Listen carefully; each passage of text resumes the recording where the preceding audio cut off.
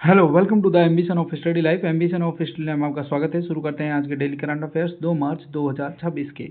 तो शुरू करते हैं डेली करंट अफेयर्स, जो कि कल की क्विज का क्वेश्चन था। 27 फरवरी 2026 को महान स्वतंत्रता सेनानी चंद्रशेखर आजाद की कौन सी पुण्यतिथि मनाई गई? 90वीं, 94वीं, 95वीं या 88वीं? तो कौन सी बनाई गई? 95वीं पुण्यतिथि मनाई गई। तो हाल ही में भारत में 27 फरवरी 2026 को स्वतंत्रता सेनानी चंद्रशेखर आजाद के 95वें बलिदान दिवस पर उन्हें श्रद्धांजलि अर्पित की गई। प्रारंभिक जीवन और आजाद की उपाधि के बारे में बताएं तो इनका नाम चंद्रशेखर तिवारी था। जन्म अलीराजपुर वर्तमान मध्य प्रदेश में हुआ। कम उम्र में घर छोड़ दिया था। महात्मा गांधी के साथ असहयोग आंदोलन में सक्रिय रूप से भूमिका निभाई। पिताजी का नाम स्वतंत्रता अपना नाम स्वतंत्र पिता का नाम स्वतंत्रता के हिसाब से आज़ाद रख लिया और पता जेल की कोठरी बताया। अगर इनके बारे में बताएं तो इन्होंने हिंदुस्तान रिपब्लिकन आर्मी यानी कि HRA की स्थापना भी की, जिसमें इनके साथ रामप्रसाद बिस्मिल और सचिंद्र नाथ सान्याल रहे थे। काकोरी ट्रेन हत्याकांड यानी कि 1925 में जो काकोरी ट्रेन लूट हुई थी, उसमें भी इनकी अहम भूमिका रही। इसके अलावा अगर हम बात करें, इन्होंने बाद में HSRA की भी स्थापना की। भगत सिंह के साथ मिलकर हिंदुस्तान सोशलिस्ट रिपब्लिकन एसोसिएशन की स्थापना भी इनके द्वारा की गई। बाद में इन्होंने समाजवादी विचारधारा अपनाई। जॉर्ज सॉन्डर्स की हत्या भी करी इन्होंने। कब? लाला लाजपत राय की मृत्यु को प्रतिशोध लेने के लिए 1928 में जॉर्ज सॉन्डर्स की हत्या कर दी गई थी। इसके बाद इन्होंने बलराज नामक आजाद के छद्म पर्चे से हस्ताक्षरित पर्चे भी जारी किए। अंतिम संघर्ष के बारे में बात करें तो 1929 में जब इन्हें केंद्रीय विधानसभा पर बम डाला गया और लॉर्ड हार्डिंग की मृत्यु हो गई थी, तब उन्होंने 27 फरवरी 1931 को इलाहाबाद के अल्फ्रेड पार्क से पुलिस बटालियन ने घेर कर इनको घेर लिया। तो इन्होंने खुद को ही मतलब अंतिम रूप में गोली मार ली थी। अल्फ्रेड पार्क में ही इन्होंने अपनी आत्महत्या कर ली थी। क्वेश्चन नंबर 1, किस हवाई अड्डे ने विश्व स्तर पर आगमन के लिए सर्वश्रेष्ठ हवाई अड्डे श्रेणी में 2025 हवाई अड्डे सेवा गुणवत्ता ASQ पुरस्कार जीत लिया है? बेंगलुरु, कोचीन, नई दिल्ली या सिक्किम? तो किसने जीत लिया है? बेंगलुरु एयरपोर्ट, कर्नाटका ने। तो हाल ही में बेंगलुरु एयरपोर्ट अंतर्राष्ट्रीय हवाई अड्डे ने आगमन के मामले में सर्वश्रेष्ठ हवाई अड्डे के रूप में 2025 का ASQ पुरस्कार जीत लिया है। सर्वश्रेष्ठ हवाई अड्डा 2025 में सर्विस क्वालिटी ASQ पुरस्कार में सबसे नंबर 1 रहा और इस हवाई अड्डे का प्रबंधन अदानी एयरपोर्ट होल्डिंग्स लिमिटेड के द्वारा किया जा रहा है। क्वेश्चन नंबर 2, भारतीय नौसेना के बेड़े में हाल ही में शामिल की गई तीसरी पनडुब्बी विरोधी उथले जल नौका AS कॉर्वेट INS अंजदीप का निर्माण किसके द्वारा किया गया? टाटा स्टील, RINL, सेल और हिंदुस्तान शिपयार्ड लिमिटेड। तो किसके द्वारा किया गया है? तो ये किया गया है टाटा स्टील्स के द्वारा किया गया है। तो हाल ही में स्वदेशी सेल द्वारा निर्मित किसके द्वारा, अच्छा गलत बता दी ना, सेल के द्वारा निर्मित किया गया है। किसके द्वारा? SIAL। तो स्वदेशी SIAL स्टील से निर्मित जहाज INS अंजदीप भारतीय नौसेना के बेड़े में शामिल होने के लिए तैयार है। स्टील अथॉरिटी ऑफ इंडिया ने garden reach builders and engineers limited के द्वारा निर्मित INS अंजदीप के लिए 3500 विशेष टन स्वदेशी इस्पात की पूरी मात्रा की आपूर्ति की और जिससे भारत की रक्षा विनिर्माण क्षमताओं की मजबूती मिली। INS अंजदीप, INS अर्नाला और INS एंड्रोथ के बाद 2025 में भारतीय नौसेना में शामिल होने वाली ये तीसरी पनडुब्बी है और ये पुराने अवैध श्रेणी के जहाजों को बदलने में स्वदेशी कार्यक्रम का एक हिस्सा है। क्वेश्चन नंबर 3, विश्व नागरिक सुरक्षा दिवस हर साल किस दिन मनाया जाता है? 1 मार्च, 2 मार्च, 27 फरवरी या 28 फरवरी?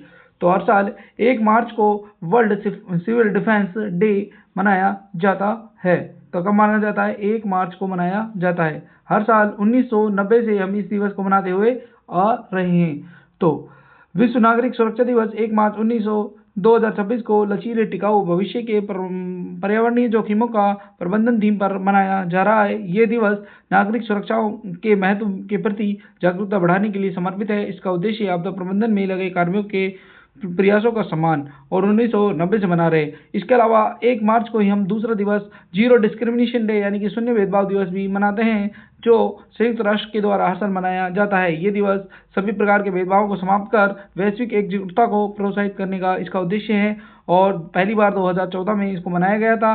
2026 में इसका जो विषय है वो आपको यानी कि थीम इसकी लोक सर्वोपरि है रखा गया है। क्या है? लोक सर्वोपरि है। और वर्ल्ड सिविल डिफेंस डे की जो थीम है वो है लचीले और टिकाऊ भविष्य के लिए परिणामनीय जोखिमों का प्रबंधन। ठीक है। क्वेश्चन नंबर 4, प्रधानमंत्री नरेंद्र मोदी ने अजमेर से राष्ट्रव्यापी ह्यूमन पैपिलोमा वायरस HPV टीकाकरण का अभियान का शुरुआत कहाँ किया? तो कहाँ पर किया? अजमेर, जयपुर, लखनऊ और उज्जैन। तो कहाँ पर किया? अजमेर में किया। अजमेर में किया।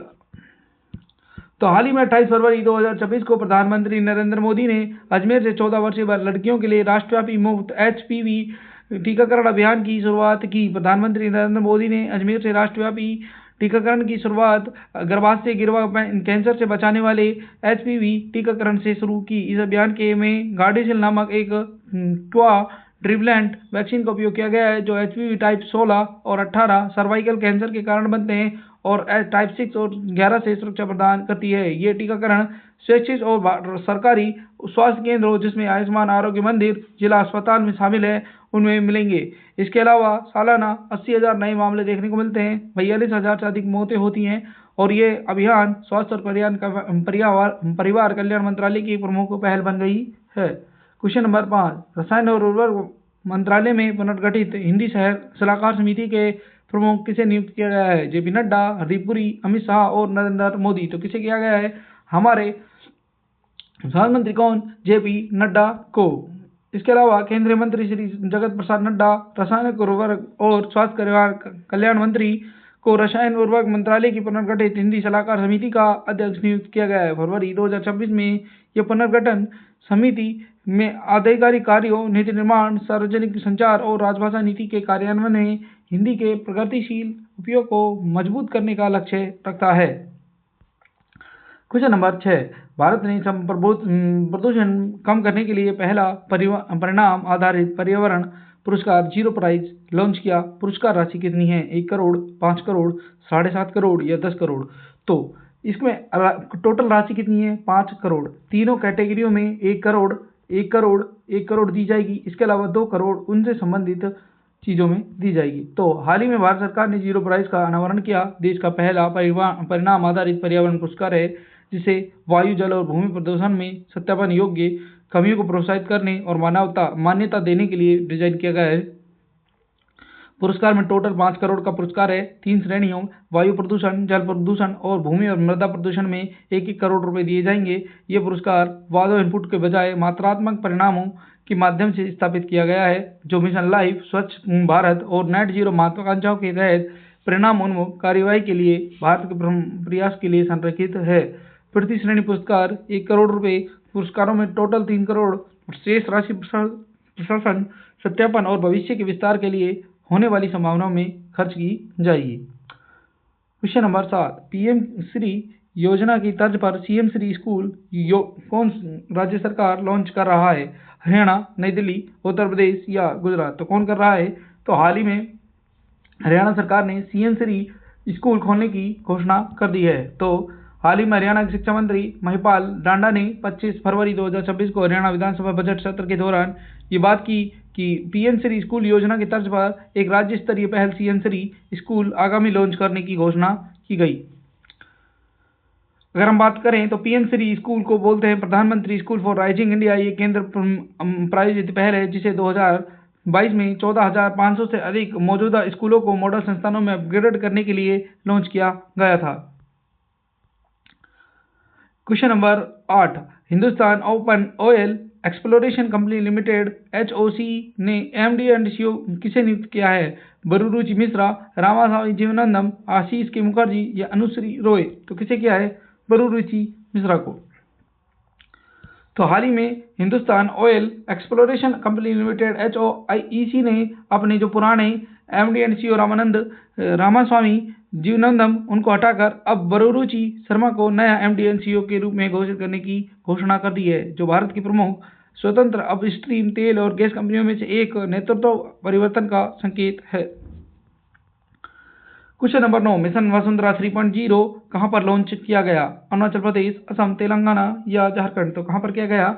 असम ने शुरू किया है मिशन वसुंधरा 3.0। असम के मुख्यमंत्री हिमंता बिस्वा शर्मा ने मिशन वसुंधरा 3.0 का शुभारंभ किया, जो प्रमुख भूमि राजस्व डिजिटलीकरण और नागरिक केंद्रित भूमि सेवा पहल के तीसरे चरण को चिन्हित करता है। 3.0 एक नए क्षेत्रों को कवर करने और लंबे समय से लंबित भूमि संबंधित शिकायतों को हल करने के उद्देश्य से नई सेवाओं, डिजिटल एकीकरण, भूमि रिकॉर्ड के अधिक पारदर्शिता को शामिल करने के लिए दायरे का विस्तार करता है। इससे पहले उन्होंने असम वसुंधरा 1.0 और 2.0 की सफलता के आधार पर ही ये तीसरा संस्करण शुरू किया।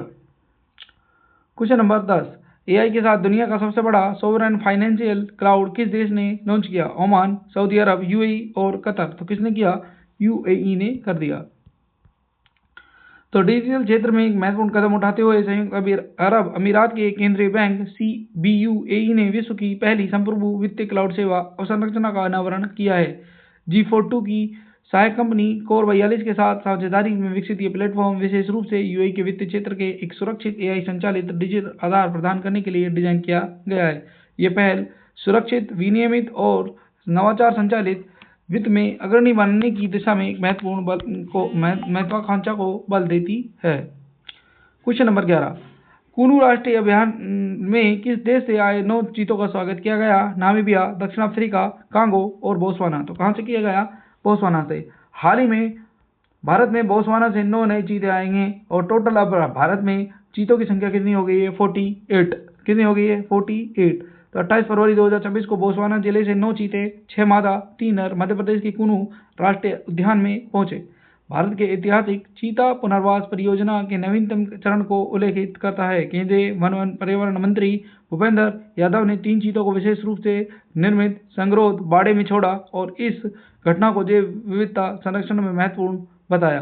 बोत्सवाना साझेदारी की शुरुआत बताया। परियोजना की स्थिति और जनसंख्या अपडेट के बारे में बताएं तो भारत में चीता पुनर्वास परियोजना 17 सितंबर 2022 को शुरू की गई थी। भारत में अब 48 चीतों की फलती फूलती आबादी है। भारत में जन्मे 28 शावक भी शामिल हैं। क्वेश्चन नंबर 12, PM मोदी ने किस राज्य में माइक्रोन के पहले भारत ATMP प्लांट का उद्घाटन किया? अहमदाबाद, सानंद, इसके अलावा अब सूरत या जामनगर? तो कहां पर किया? सानंद, गुजरात के अंदर PM मोदी ने देश के पहले ATMP प्लांट का शुरुआत की। तो यानी कि भारत प्रधानमंत्री नरेंद्र मोदी ने सानंद, गुजरात में Micron semiconductor technology India private limited की assembly, test, mark and pack ATMP सुविधा का उद्घाटन किया है। क्या फुल फॉर्म हो गई ATMP की? Assembly, test, mark and pack. ये कार्यक्रम संयंत्र से पहले भारत के made in India semiconductor memory module के वाणिज्यिक उत्पादन और शिपमेंट की शुरुआत का एक प्रतीक है। कितने करोड़ रुपए? 22,500 करोड़ रुपए की ये योजना है और इसका शिलान्यास 2023 में शुरू किया गया था। अब ये जाकर शुरू हुई है। क्लीन रूम स्पेस का अगर इसमें लगभग बात करें तो 5 लाख वर्ग फुट है, जो विश्व के सबसे बड़े रेजर फ्लोर क्लीन रूम में से एक है। क्वेश्चन नंबर 13, JK सीमेंट ने अत्याधुनिक 3 MTPA grey cement grinding unit का उद्घाटन कहां पर किया? बिहार, गुजरात, झारखंड या उड़ीसा? तो कहां पर किया? तो ये आपको कर दिया है बिहार के अंदर। तो JK सीमेंट लिमिटेड ने 1 मार्च 2026 को बक्सर, बिहार में अपनी नई 3 MTPA grey cement grinding unit के उद्घाटन के साथ एक प्रमुख विस्तार मील का पत्थर हासिल किया। भव्य लोकार्पण समारोह का उद्देश्य नेतृत्व बिहार के माननीय उप मुख्यमंत्री सम्राट चौधरी ने, जो बिहार के माननीय मुख्यमंत्री नीतीश कुमार के मार्गदर्शन में हुआ। अगर हम बात कर ले तो ये 501 करोड़ रुपए का प्रोजेक्ट है, लगभग 100 एकड़ क्षेत्र में फैला हुआ है। पटना बक्सर राजमार्ग पर बिहार और पड़ोसी राज्यों में कुशल वितरण को सक्षम बनाता है।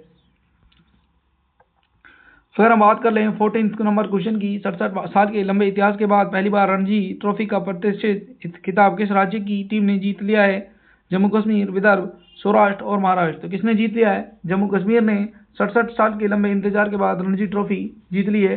जम्मू कश्मीर ने हुबली के कर्नाटक में खेले गए फाइनल मुकाबले में कर्नाटक को हराकर अपनी पहली रणजी ट्रॉफी अपने नाम कर ली। तो हाल ही में जम्मू और कश्मीर ने 2025-26 संस्करण का पहला रणजी ट्रॉफी खिताब जीतकर अपने नाम कर लिया। उन्होंने 28 फरवरी 2026 को हुबली के KSCA राजनगर स्टेडियम में फाइनल में कर्नाटक को हराया और 67 वर्षों की भागीदारी के बाद ये आई है केंद्र शासित प्रदेश में एक परिवर्तनकारी क्षण है और अंडर डॉग स्थिति को समाप्त करना है। अगर हम बात कर लें तो रणजी ट्रॉफी भारत में खेले जाने वाली एक वार्षिक घरेलू प्रथम श्रेणी क्रिकेट चैंपियनशिप है और जिसे BCCI द्वारा आयोजित कराया जाता है। जुलाई 1934 में इन्हें शुरू किया गया था। पहला टूर्नामेंट 1934 और 35 में खेला गया। 2025-26 सेशन की बात करें तो 38 टीमों भाग लिया।